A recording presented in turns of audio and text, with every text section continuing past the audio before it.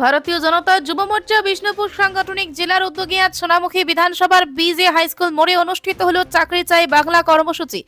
এই কর্মসূচিতে উপস্থিত ছিলেন সোনামুখী সম্মানীয় বিধায়ক দিবাকর ঘরামি সহ বিজেপি যুব মোর্চার জেলা ও বিধানসভা নেতৃত্ব। বক্তারা রাজ্যের বেকারত্ব চাকরি সংকটের বিরুদ্ধে সরব হন।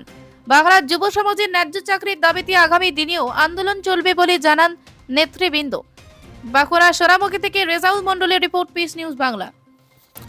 বিজেপি চাই, নিয়োগ চাই, বিজেপি চাই, চাকরি চাই, বিজেপি চাই, নিয়োগ চাই, বিজেপি চাই।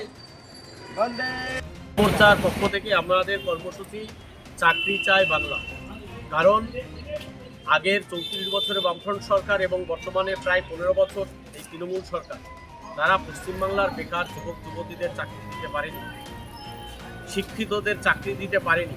যার জন্য পশ্চিমবাংলার বেকার গরিব শিক্ষিত যুবক যুবতীরা তারা পশ্চিমবাংলা ছেড়ে বাইরে কাজে যেতে হচ্ছে, কর্মসংস্থানের জন্য, পরিবারের মুখে খাবার তুলে দেওয়ার জন্য, বৃদ্ধ বাবা মার মুখে খাবার তুলে দেওয়ার জন্য তাদেরকে বাইরে চলে যেতে হচ্ছে। তাই পশ্চিমবাংলা আমাদের একটি সংকল্প যে চাকরি চায় বাংলা।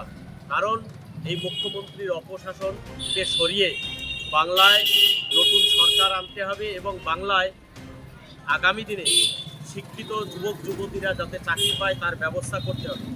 তার জন্য আমাদের এই কর্মসূচি আমরা পশ্চিমবাংলার মানুষকে আহ্বান করছি, আসুন এই চাকরি চাই বাংলা এই স্লোগানে আমরা সবাই এক হয়ে এক জায়গায় সমবেত হয়ে আমরা এই মুখ্যমন্ত্রীর বিরুদ্ধে প্রতিবাদ জানাই। যেই সরকার শুধু চাকরি চুরি করে গেছে, চাকরি একের পর এক জায়গাতে সমস্ত শিক্ষক হোক যে কোনো জায়গাতে হোক সমস্ত দপ্তরেই চাকরি চুরি করেছে। তাই আমরা এই সংকল্প নিয়েছি, আমরা সাধারণ মানুষকে আহ্বান করছি আপনারাও আসুন আমাদের সঙ্গে সমবেত হন। পিস নিউজ বাংলা, সত্যের পক্ষে শান্তির পথে।